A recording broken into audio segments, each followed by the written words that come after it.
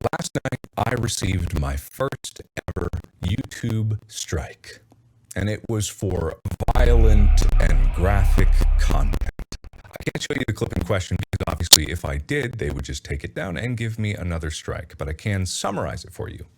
Imagine SpongeBob, Mickey Mouse, trapped from my stage, and some purple bunny that I'm not familiar with, all ganging up on some unsuspecting Russian guy and beating him up in the middle of the road. It's horrifying. It's terrifying. Which is why it was in my Try Not to Laugh challenge video. Specifically, Try Not to Laugh number 2. If you go search for that video, it is no longer there. I am very sorry. This heinous video, which was clearly a danger to the unsuspecting population of YouTube, has finally been taken down. After 4 ungodly years of exposure on YouTube, it is finally gone. And the people can feel justice again. I mean, anyone who watches this clip would understand that it is not violent or shocking content, and anyone can make that call for themselves because you can still watch this video because it's still up on YouTube.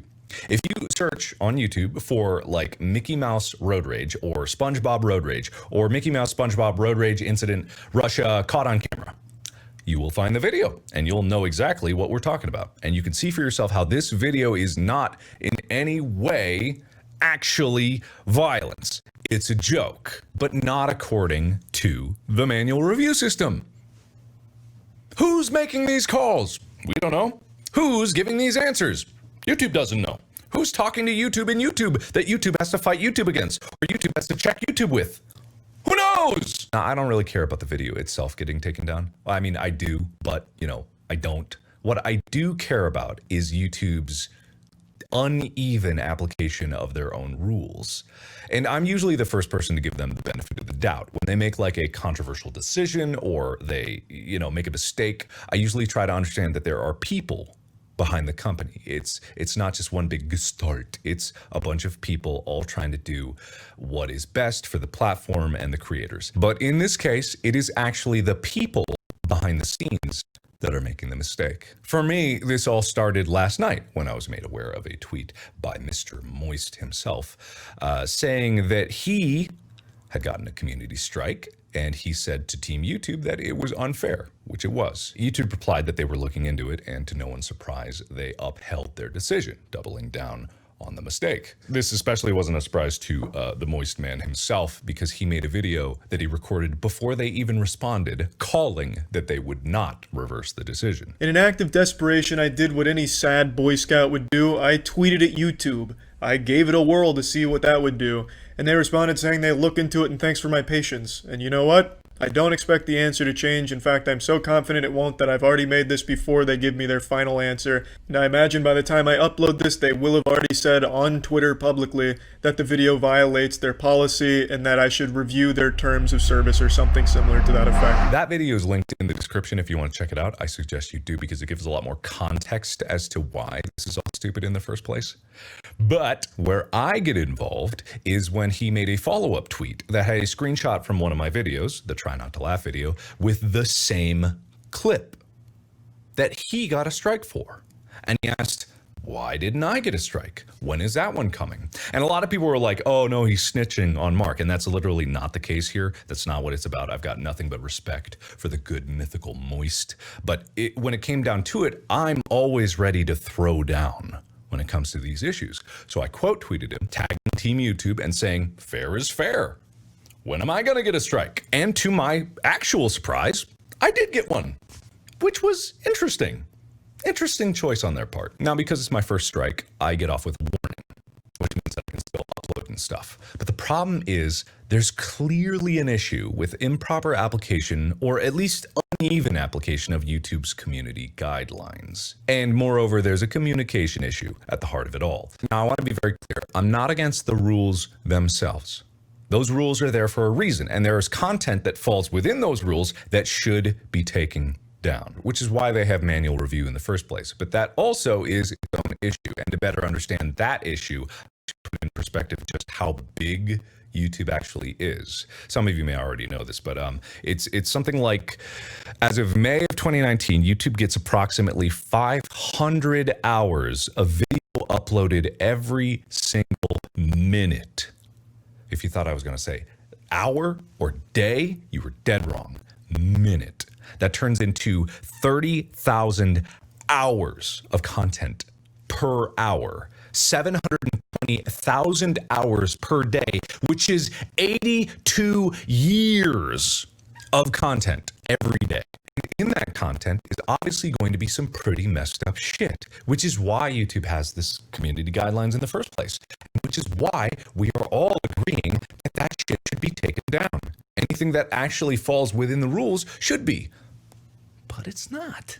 Critical explains this more in another video that I will link in the description, where he talks about literal animal abusers that have videos that are still up, or their channels are still up. We can all agree that those types of videos, or anything equally horrendous, should be taken down immediately. No one's arguing that. But again, with the number problem, if YouTube were to have people manually checking every single video, every single day, assuming like 8 hours a day with no breaks in between, and they only have to watch the video once to make the right call, which is probably not the case, but we're assuming, they would need 90,000 people every single day, working 7 days a week, 365 days a year.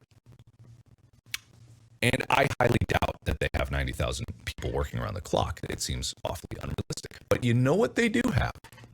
They have tens of millions of people watching every single video on YouTube multiple times. They have you, all the millions of people that watch YouTube around the world, around the clock, constantly are there. And that's why they have the self-moderation system. That's why they have reports. That's why they have all the different categories to report under. And when they get reports, enough of them on videos, then they manually review them. I think that's how it works. But what is the point of having a self-moderating community if they just don't listen? We are telling you that not only this video is not violent or graphic content, and it is clearly not, and everyone agrees that it's not, but we are also pointing out videos that do go against the community guidelines that are not being taken down. Even years later, they're not being taken down. By the way, the clip that I used is from the incredibly talented James Lee, who's also linked in the description. Just wonderful stuff. You should check him out. But they need to trust their creators and community more. You know what's funny about this is if they really had a problem with this clip, let's say, for example, this clip was actually bad, which it's not, but let's just say, for example, you know what they could have done to handle it? They could have reached out. They could have just talked to us. They could have asked us to take it down. I'd like to think that we have a good reputation. You know, if a channel is actually in good standing with no strikes, why can't they ask us to do it for them? Why not ask us to self-moderate? I don't know if you know this, but YouTube actually has a feature where you can go into any video that you've already uploaded, even if it's public, and you can go out and you can trim out sections of video anytime. And you'll save it, and then like within a few hours, it'll reprocess it, and everyone will never see that part again. And many people won't even know that it was gone. So if you have someone in good standing, why not ask them to cut out the things that are a problem? If the whole video is not the issue, and it's only a small clip of them, why not talk to the creators? And if they don't do it, or if they don't make a good enough case for an appeal, then use your own tools that you have and do it for them. And then give them a strike. Do it then. You know what I mean? Be like, all right, you got to take care of this, or it's a problem, or we're going to give you a strike. And I can be like, look, it's not. I'll make my case. Here it is. Here's my case. And if I'm actually having communication with someone and someone comes back to me and is like, look, I get it, but we can't take the risk. In some circles, maybe someone might assume that it is, and they might get hurt or offended by it. And I'm like, all right, fine, I'll do it, you know, but at least the whole video isn't down. I'll just trim out that part. And they're like, okay, that's good. Thank you that we reached a middle ground. Doesn't that sound great? Doesn't that sound wonderful? Communication? Talking? Yeah, and I get it. You know, retroactive application of rules has to happen. Rules change, and, you know, videos are up on YouTube for years and years. And sometimes, you know, the community guidelines might change, and you need to apply them on videos that were in the past that are not okay anymore. But if that is the case, give people time to react. Give people time to adjust. Give people time to make the changes that need to be changed instead of just making it for them. You know, giving me a strike in what is basically retaliation for me recording myself is just petty. That's all it is. It's petty. Who made that call? Who made that call? After I tweeted at Team YouTube, hey, fair is fair, instead of tweeting back at me like, look, you're right, but we stand by this and we have to stick by it. If you could delete it, that'd be great. And then, I would say, no, I'm not going to delete it. And then they would do it anyway. But at least there was a talk about it. At least there was communication about it. At least it seemed like there was another human that cared. And I want to be very clear. I want to be very, very, very clear. There are people at YouTube that do genuinely care. And my contact, Meg, has always been a champion for me. I actually have a contact at YouTube. My channel is big enough that they have deemed me worthy to have a person that talked to me. But Meg still has to fight. And the fact that she or anyone else at YouTube has to fight for me shows that there's a problem inside YouTube. Who are they fighting? Who's butting up against who? If the rules are even, why does there need to be a fight in the first place? That's because there's gray area. And that's where the community needs to be trusted. It all boils down to the only problem that YouTube has ever really had, which is communication and transparency. I don't know why they make the decisions that they do sometimes. And half the time, I don't even think they do. So what I'd like from YouTube, and we will need an answer to this, is number one, removal of the strikes and reinstatement of the video, because obviously this is not correct application of the guidelines. It just flat out isn't. Everyone can see that. Number two, action against the videos that are being called out. Like Critical has made many examples of videos that should be taken down or channels that are still up. Take action against them. And number three, communication about how this can be avoided in the future. Maybe take some of my suggestions to heart. Maybe trust your community a little more.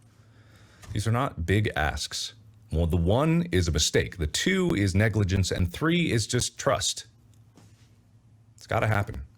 I think that's all that people really want, is some trust. I think creators just want to feel like they're a part of this YouTube thing and not just another cog in the advertising machine. Anyway, if you guys want to check out all the videos that I've talked about, the link in the description. The hashtag started by Critical is hashtag AnswerUsYouTube. So you can tweet at them with that.